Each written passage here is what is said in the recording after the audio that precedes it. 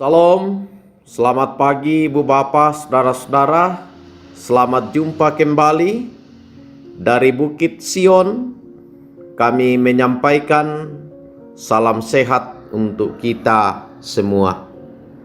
Pagi ini kita akan mengawali aktivitas kita dengan membaca, mendengar, dan merenungkan firman Tuhan dari Bilangan pasal 27 ayat 12 hingga ayatnya yang ke-23. Mari kita berdoa meminta kekuatan di dalam Tuhan.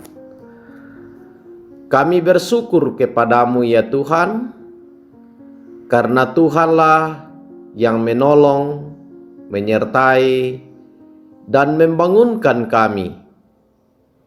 Kami percaya bahwa lewat anugerah Tuhan, kami boleh berjumpa, kami boleh menikmati kasih-Mu pagi ini.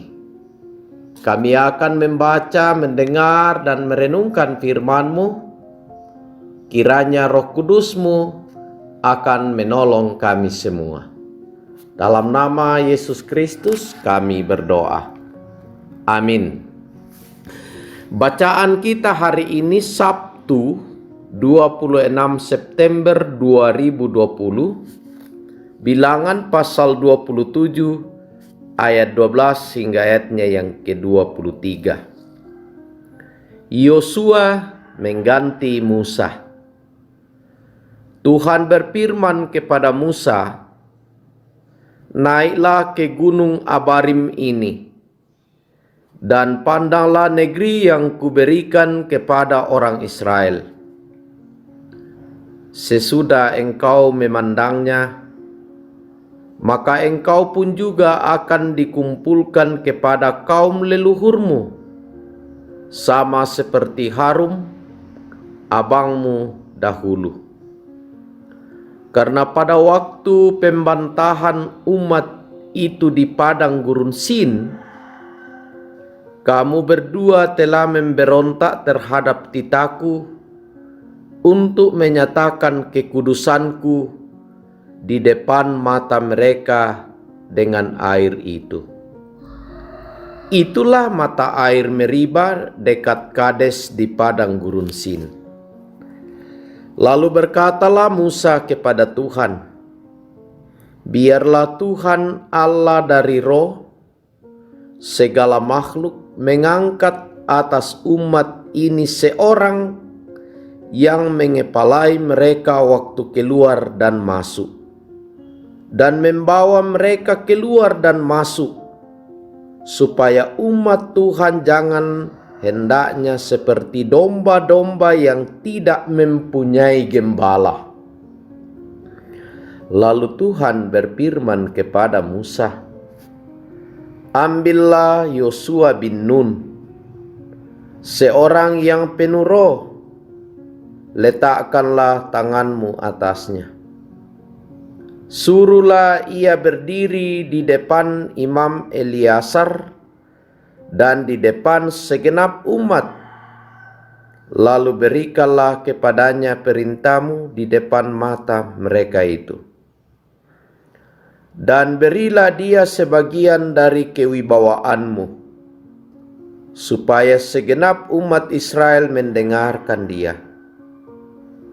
Ia harus berdiri di depan Imam Eleazar, supaya Eleazar menanyakan keputusan Urim bagi dia di hadapan Tuhan. Atas titanya mereka akan keluar, dan atas titanya mereka akan masuk. Ia beserta semua orang Israel, segenap umat itu." Maka Musa melakukan seperti yang diperintahkan Tuhan kepadanya. Ia memanggil Yosua dan menyuruh dia berdiri di depan Imam Eleazar dan di depan segenap umat itu. Lalu ia meletakkan tangannya atas Yosua dan memberikan kepadanya perintahnya, seperti yang difirmankan Tuhan dengan perantaraan Musa. Amin. Dari bacaan kita pagi ini diberi satu kalimat pendek, pemimpin yang mengandalkan Roh Kudus. Toma panata tu usatuan penama sallo. The leader who rely on the Holy Spirit. Bapak Ibu saudara-saudara yang sama dikasihi dalam Tuhan, patut kita bersyukur sebagai orang Toraja, di mana pada awalnya orang Toraja mengenal konsep kepemimpinan, sugi, barani, manarang, kina, atau dalam bahasa Indonesia, kaya, berani, pintar, dan berhikmat. Merupakan salah satu contoh kepemimpinan yang dikehendaki oleh manusia. Lalu, bagaimana dengan kepemimpinan yang dikehendaki Allah? Bacaan kita hari ini berbicara mengenai peralihan kepemimpinan Musa kepada Yosua. Suka duka telah dialami oleh Musa bersama bangsa Israel dalam perjalanan dari Mesir menuju tanah perjanjian. Musa telah bekerja keras dan dengan sekuat tenaga memimpin bangsa pilihan Tuhan ini. Musa seringkali mengorbankan perasaannya, bahkan juga keluarganya dalam memimpin bangsa Israel. Tetapi Musa tidak diperkenankan Tuhan memasuki tanah perjanjian. Hanya dapat memandang dari atas gunung karena melakukan sebuah kesalahan. Pertanyaan bagi kita, kesalahan apa yang dilakukan oleh Musa sehingga tidak diperkenankan oleh Tuhan sampai ke tanah Israel? Tidak menghormati kekudusan Tuhan. Tidak menghormati kekudusan Tuhan. Tuhan tidak membiarkan umat Israel seperti domba yang tidak memiliki gembala. Ayat 17 bacaan kita pagi ini. Akhirnya Yosua dipilih Tuhan menggantikan Musa.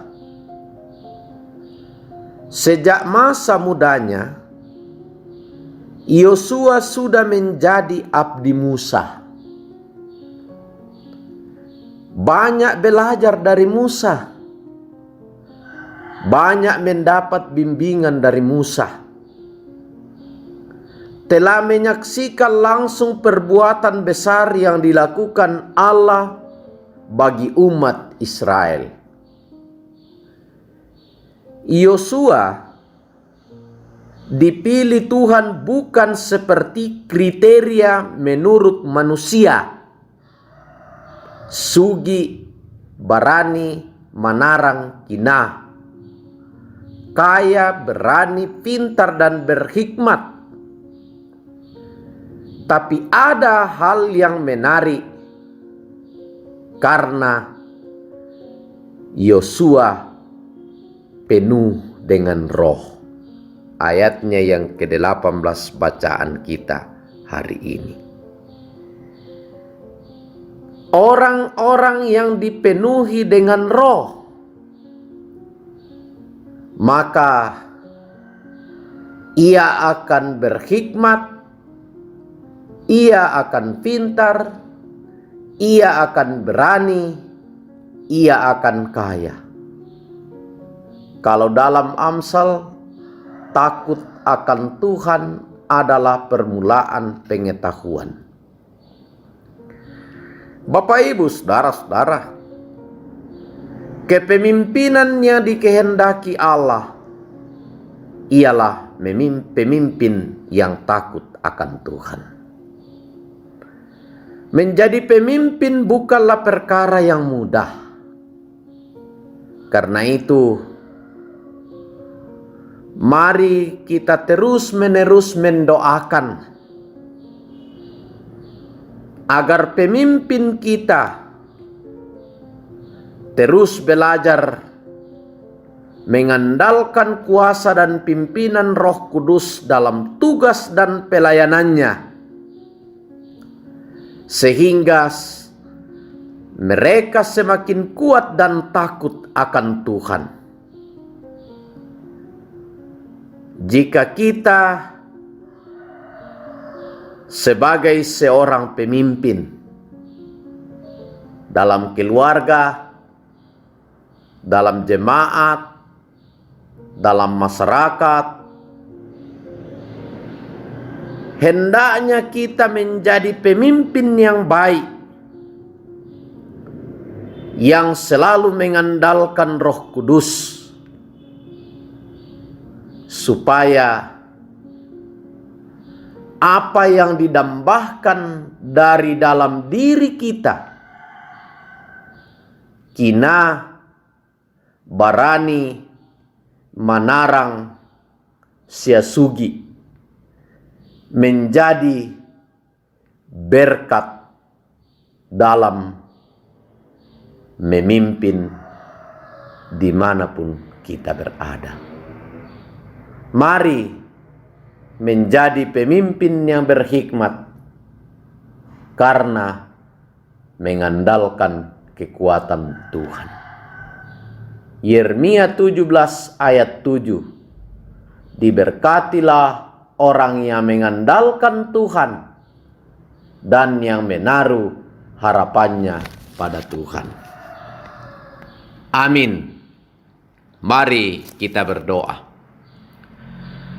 Kami bersyukur kepadamu ya Tuhan, karena Tuhan mengajar kami melalui firman-Mu pada pagi ini untuk menjadi pemimpin yang baik, benar, jujur, dan mengandalkan Roh Kudus.